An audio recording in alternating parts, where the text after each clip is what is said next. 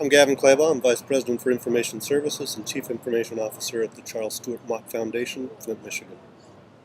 Gavin, I've been working with you for quite some time now. I know that you give a lot of thought to appropriate use of ICT, of information communication technology. Can you talk a little bit about what you've seen as far as the trend over the last 5, 10 years in the nonprofit sector in relation to appropriate use? Hmm. Have things gotten better? Have things stayed the same? What do you see? As I see it, the nonprofit sector and technology have a kind of a difficult relationship. Um, from the nonprofit's perspective, I think that they constantly feel that they're out of touch, that technology has left them behind, regardless of where they are. They don't understand how it works. They're afraid of it to a little bit. And despite increasing ubiquitous nature of technology, they're never too sure that they put it to the right use. It may not be true. They may be using it very well, but they're never really sure that it fits. This is exacerbated by the fact that it's never funded, at least well, and it doesn't ever seem to be kind of fully formed, fully realized. And one of the reasons for that is that there are very few economic or business incentives built into the system that feed back to support its use within nonprofit organizations. In for-profit organizations, there's a very definite feedback loop. You invest, you improve, you increase capacity, you increase effectiveness. It makes more money. You invest until you reach a leveling point where it doesn't pay off anymore. In the nonprofit world, those technological economic forces don't work, right? Funding is a function of fundraising, not a function of efficiency. In fact, for many foundations, we may invest in organizations that do it badly because we have other reasons for the investments. Efficiency is not necessarily the driving factor, regardless of what we might say. I've observed what you're talking about, and I hear you saying that this seems to be a constant. It does. That no matter how far we move, we're always behind. Okay. To some extent, I think that's driven by consumer technology. Consumer technology has moved very quickly, and a lot of the stuff that we see and perceive that we should be doing are based on what we see in consumer technology, which doesn't scale, which doesn't adapt to quote-unquote enterprise, to organizations very well at all. Well, it can be though, right? It can, but it's difficult, and it has to be thought out well. Okay. The prime example I use is, and we're using it now, is video technology.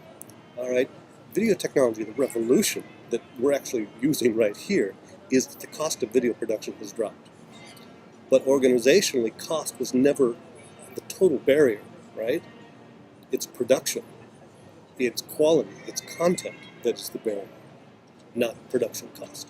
So let's assume we stay on the same path here over time, which we can, right? That consumer technology will continue to evolve, interesting things will come out. Are we saying then that the real shift needs to be a shift in the headset, the point of view that nonprofits have about this stuff? Yeah, to some extent. I think there's a fundamental shift in that this stuff is not extra anymore, right? It is not something that you do when you have a little on the side. It is fundamental to the organization. It's fundamental to how you run an organization, to how you structure your organization, and what you do within an organization. It should not be thought of as something extra in the budget. In fact, many organizations make the mistake of not actually budgeting for this stuff at all, while it should be so fundamental. It's like trying to build an organization without budgeting for phones. Who would do Okay. that? All right. That's fair. That's fair. So it should be ubiquitous. It should be built into everything. It almost should be transparent. But that said, there has to be, in my mind, some choices made not to be carried away with the latest consumer trend. Let's talk about it because it's on the table. Social networking is one of those consumer trends. It's designed for the individual. It's about individuals. How do you adapt it to the organization? Does it adapt? What's appropriate? Is it can an organization have a single voice? And if it can't have a single voice, what are the ramifications of having multiple voices coming out of the organization?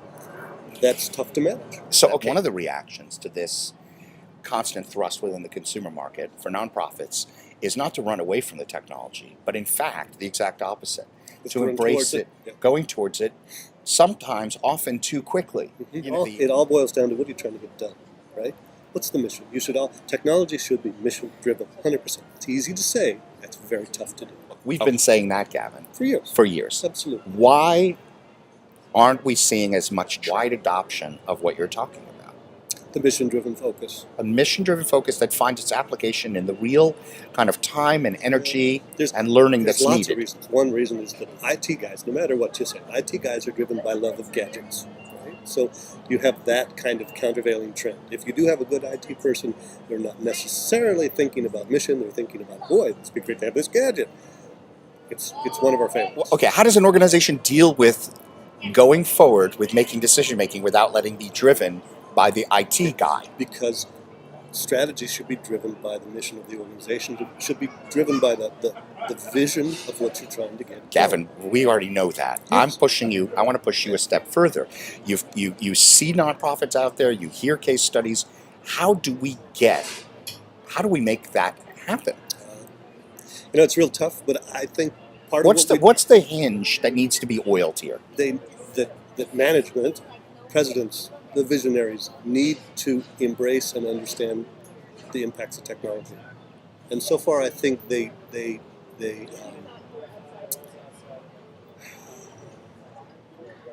consign that to staff. That they push it down and say, "All right, we want to save the world. IT guy, tell me what we need. Do we need new laptops?" And I think that there is a need for understanding. And I have to say my boss does this. He is not technological, but he has a clarity of what it can do that is frightening. You don't need to know how to plug it in. You don't need to know how to turn it on. You don't need to know how to edit video to understand the power of video. I think we have a real leadership issue because I think that leadership in the nonprofit sector tends to not want to take responsibility for that technology. They really don't. Because they're afraid of it. The ideas have to come out of the organization. They're not IT ideas. They're organizational direction. They're organizational strategy. And then what the IT guys or gals should be doing is saying, this is how we can make that happen. This is how we can use the technology to do that. We know the tools. And in fact, they're sitting in their back rooms most of the time saying, we got these tools. The analogy I used to use all the time was, because I'd walk up to within the foundation world to program staff, and I'd say, guys, I got some great power tools here. You're building houses, you're building this, you're building that. Let me show you how to use them. And they say, sorry, we can't take the time. We're busy chopping wood. And I go, but I got power saws. And they go, we can't take the time. We're busy cutting with saws. And I'm saying that there's got to be a magic kind of balance in there that says that people have to be willing to change and learn.